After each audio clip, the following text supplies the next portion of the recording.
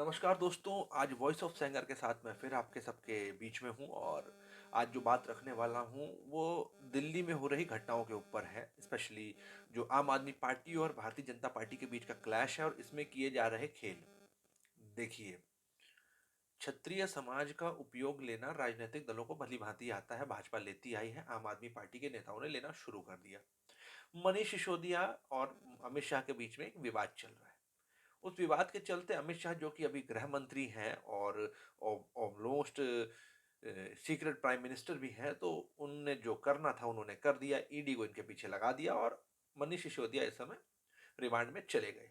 अब इनके रिमांड में जाने के बाद में तमाम मैं आम आदमी पार्टी के नेताओं का कमेंट देख रहा हूँ, व्यक्तिगत में कईयों को जानता भी हूँ, जिन्होंने ये कहना शुरू किया कि राजपूतों का अपमान हो रहा है, ये हो रहा है, वो हो रहा है।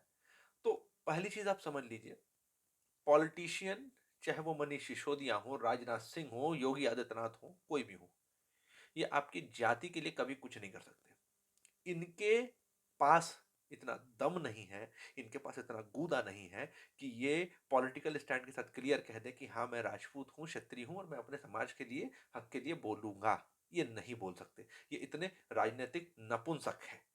सामाजिक तौर पे ये इतने नपुंसक हैं, मतलब फिजिकल नहीं, बस सामाजिक तौर पे इतने नपुंसक हैं, एक वैचारिक तौर पे, कि ये नहीं बोल सकते। तो ऐसे राजनेताओं के लिए अगर आप जातीय संघर्ष खड़ा करने की कोशिश करते हैं या बातें लिखते हैं तो आप मूर्ख हैं। बहुत सारे लोग उदाहरण ये भी दे रहे हैं कि इन्होंने मिहिर भोज के मुद्दे पे, कह सकते हैं, या कई मुद्दों पे राजपूतों के अगेंस्ट काम किया, या करनी सेना को मनीष सिसोदिया ने आतंकवादी या कह सकते हैं गुंडा बोला। तो मैं इस बात से भी असहमत नहीं हूँ। मनीष सिसोदिया जी कई जगह पे लीचड़ हरकतें कर चुके हैं, या संजय जी जो आम आदमी पार्टी के सुल्तानपुर के निवासी हैं, सुल्तानपुर के रहने वाले हैं, आम आदमी पार्टी के नेता हैं, ये भी बहुत लीचड़ आदमी हैं, कई जगह पे मैं इनका विरोध भी किया। लेकिन अगर इन्होंने करनी सेना को एक गुंडों का संगठन बोला है तो गलत बात नहीं है, क्योंकि करनी सेना जो संगठन है जिसमें राजस्थान के वो गोगा मेडी जी और तमाम लोग हैं, ये लोग इतिहास तौर पे छोट भैया या छोटे-मोटे गुंडे ही थे। तो इन लोगों को अगर आप समाज का रिप्रेजेंटेटिव बोलते हैं तो आप गलत हैं। Political person is not a community person, ये आपको समझना पड़ेगा। वो कम्युनिटी लीडर बन के पॉलिटिकल नहीं हुए हैं। वो पॉलिटिकल होकर पॉलिटिक्स में घात पाने पर वो कम्युनिटी लीडर बन रहे हैं। तो इन चीज़ों का जो डिफरेंस है वो आपको समझना पड़ेगा। इसके बाद में अब चुनाव आ रहे हैं तो सब लोग अपने-अपने पैतरे खेलेंगे। तो हमें ये भी नहीं होना है कि नहीं-नहीं, इसने हमारे साथ उस समय गलत किया तो इस समय इसका साथ नहीं देंगे।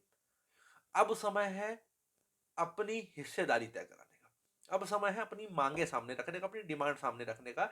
और ये डिमांड जो है, मैं क्लियर बोल दूँ, आप बीजेपी जैसे संगठनों से नहीं रख सकते, क्योंकि उनको आप टेकन फॉर ग्रांटेड है। उनके लिए आप टेकन फॉर ग्रांटेड, राजपूत जो है ना वो तो कुत्ते की तरह वोट देगा ही देगा। तो इन चीज़ों को आपको समझना पड़ेगा। नए दल या जो भी नेता अगर आपसे जुड़ना चाह रहे हैं किसी माध्यम से, अगर किसी तरीके से आपके पास आना चाह रहे हैं, भले ही अपना लाभ देख के, तो आप भी उनसे अपना लाभ निकालने की बात तय करिए। उनसे अपनी हिस्सेदारी रिप्रेजेंटेशन तय कराइए। उनसे कहिए कि इन चीज़ों पे खुल के स्टैंड लेना शुरू करें, तब हम आपको खुलकर वोट देना शुरू करेंगे।